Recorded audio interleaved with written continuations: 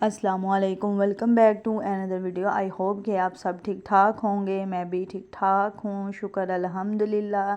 यहाँ पे जो है सहरी से कुछ देर पहले का टाइम था, तो मैंने जो है वो रात को जाग लगा के इफ्तारी के टाइम ना जाग लगा के रख दी थी। मक्खन निकालना था, तो फिर इस वजह से जो है वो मुझे नींद नहीं आ रही थी। मैंने सोचा लेट 2 बज गए थे, मैंने सोचा मुझे नींद तो आ नहीं रही, चलो मेरा जो काम करने वाला है मैं वो कर लेती हूँ। यहाँ पे फिर जो है वो मैंने मक्खन निकाला।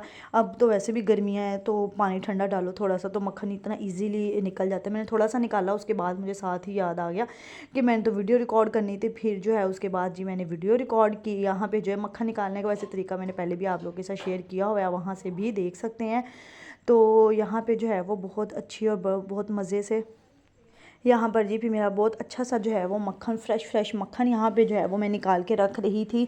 आपको पता ही है कि मैं जो है वो मक्खन और देसी घी वगैरह घर में निकालती हूँ, तो मेरा ख़त्म हुआ था। फिर मैंने सोचा कि आज मैं निकाल लेती हूँ।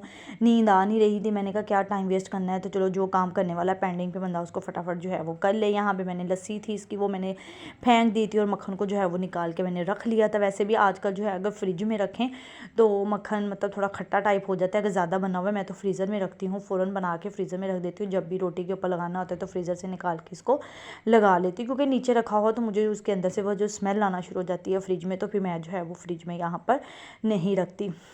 मैं जो है वो फिर फ्रीज़र में रख देती हूँ। यहाँ पे जो है वो मेरा मक्खन माशाल्लाह से जो है वो निकल गया था। फिर मैंने बस ये एक ही बाउल बना था छोटा। फिर उसके बाद जी सहरी का टाइम होगा, मैंने कहा अच्छा चलो जी अब सहरी बनाते हैं।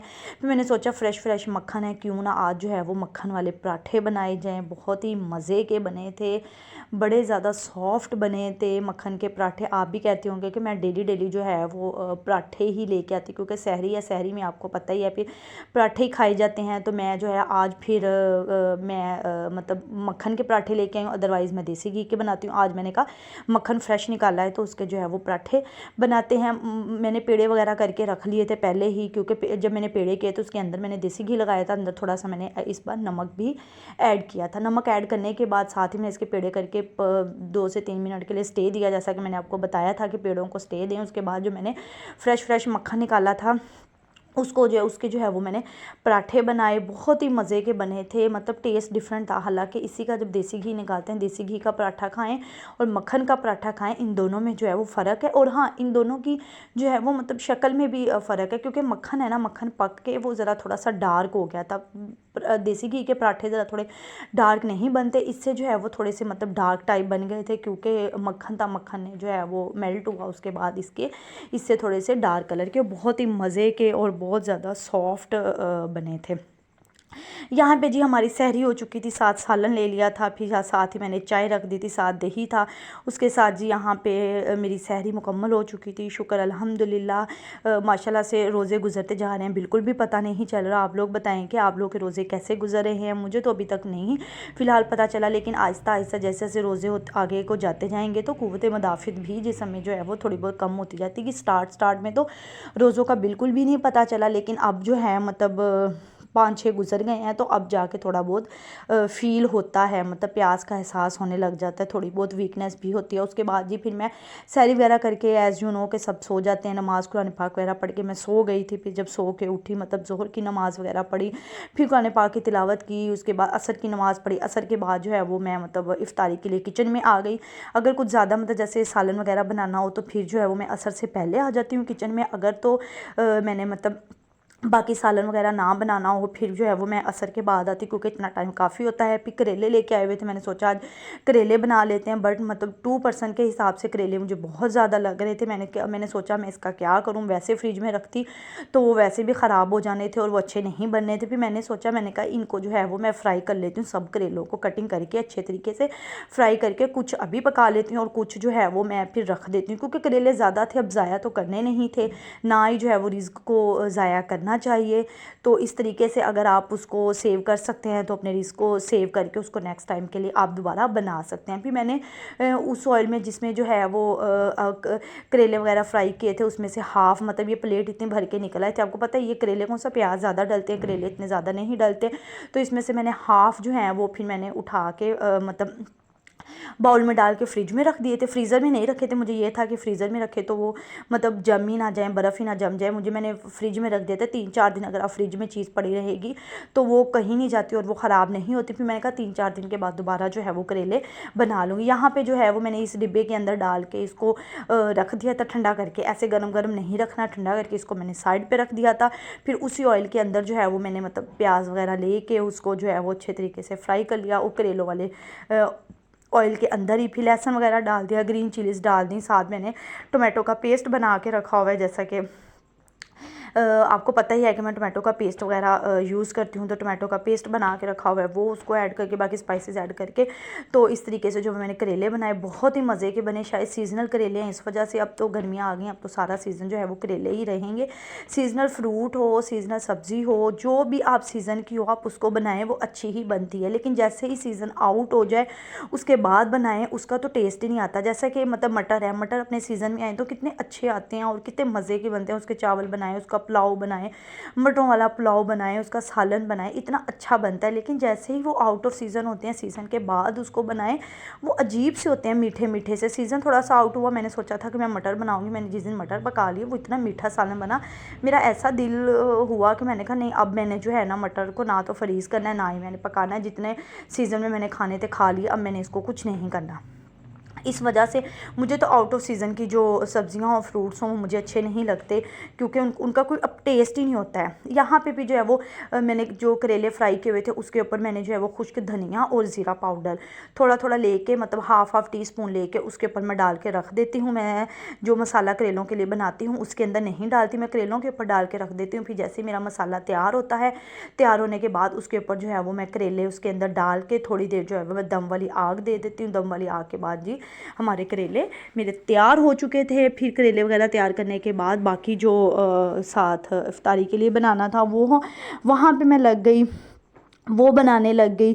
आज जो है फिर साथ मैंने हांडी बनाई, हांडी बना के एक साइड पे रख दी। फिर साथ ही जो है वो आलू प्याज वाले मैंने कहा थोड़े से पकोड़े बना लेते हैं। फिर साथ ही जो है वो मैं आलू पकोड़ों के प्याज की और सॉरी आलू और प्याज के पकोड़ों की तैयारी करने लगी, उसकी प्रिपरेशन में लगी। फिर साथ ही मैंने तो बेसन वैसे फ्रिज में रखा हुआ है। आप लोग भी क्या हुआ बेसन को फ्रिज में रखते हैं? सुना है कि बेसन ख़राब हो जाता है बाहर पड़ा, इस वजह से मैं जो है वो डिब्बे में डाल के इसको फ्रिज में रख देती हूँ। मतलब सही रहता है, ठंडा होता है लेकिन सही रहता है। फिर बाकी स्पाइसेस वगैरह ऐड करके यहाँ पे जो है वो मैं अपने पकोड़े बनाने लगी थी।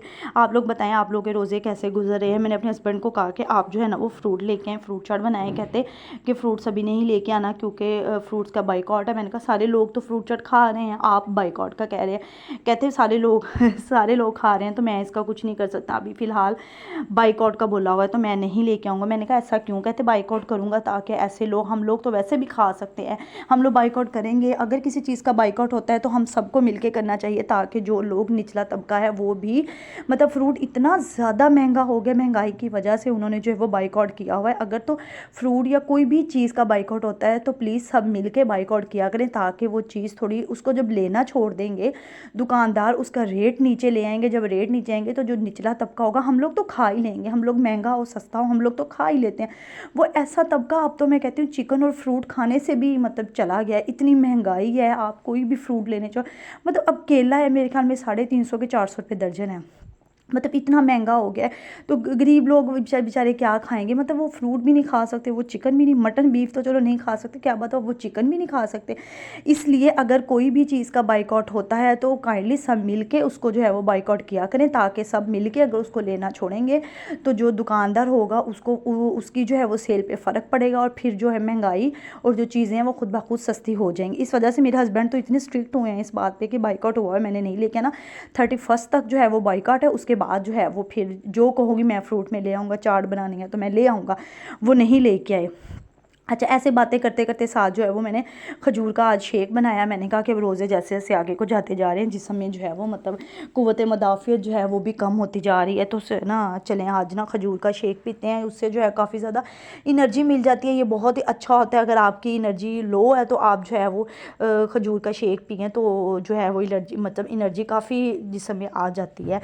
नॉर्मली भी इफ्तारी में तो लेना चाहिए, लेकिन नॉर्मली भी अगर आपको कभी लगे कि जी मतलब शुगर लेवल या एनर्जी लो हुई है तो उसके बाद आप जो है वो खजूर का शेक बना के पिएं, सबसे अच्छा होता है खजूर का और केले का। यहाँ पे जो है वो खजूरें थोड़ी थोड़ी मैंने खुद ही क्रश की हुई, मैंने बिल्कुल अच्छे तरीके से नहीं की थी, थोड़ी थोड़ी मैंने बचा ली थी, क्योंकि मुझे खजूर के शेक में जो है वो खजूर के शेक के साथ साथ जो है वो मतलब चंक्स आए ना खजूरों के थोड़े थोड़े, मुझे बहुत मज़ा आता है।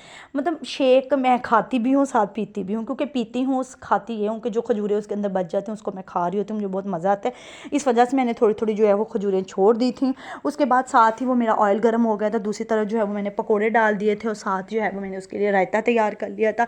दही लिया, उसको अच्छे तरीके से फेंट लिया और जो ग्रीन चटनी बनी हुई थी वो उसके अंदर ऐड करके, तो यहाँ पे जो है मेरे पकोड़े भी जो बने, इस टाइम तो वैसे ही ना मतलब स्पीडें छूटी होती हैं क्योंकि इफ्तारी के करीब आया होता है। मैं मुझे होता है कि ये पकोड़े वगैरह फ्राई चीज़ें जो है वो पूरे टाइम पे मैं फ्राई करूँ ताकि गरम गरम रहे, ठंडी हो जाए तो मुझे तो बिल्कुल मज़ा नहीं आता। इस वजह से मेरी थोड़ी स्पीड भी ज़्यादा हुई होती है, क्योंकि मुझे गरम गरम भी चाहिए, पूरे टाइम पर चाहिए। मैंने पहले जग में शेक डाला, फिर उसके बाद मैंने साथ ही, क्योंकि इफ्तारी का टाइम करीब आ गया था, ठंडा था दूध, मैंने जो है वो चिल लिया था, फुल ठंडा लिया था, उससे शेक बहुत अच्छा बना था।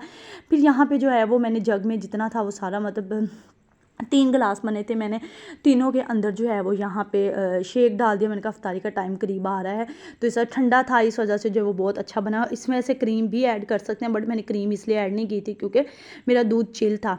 उम्मीद करती हूँ इसके साथ ही मैं अपने व्लॉग का एंड करती हूँ। उम्मीद करती हूँ कि आपको मेरा आज का व्लॉग भी पसंद आया होगा। अगर आप मेरी कोई रेसिपी ट्राई करते हैं तो प्लीज़ मुझे कमेंट सेक्शन में ज़रूर बताया करें। Thank you for watching. अल्लाह हाफिज़।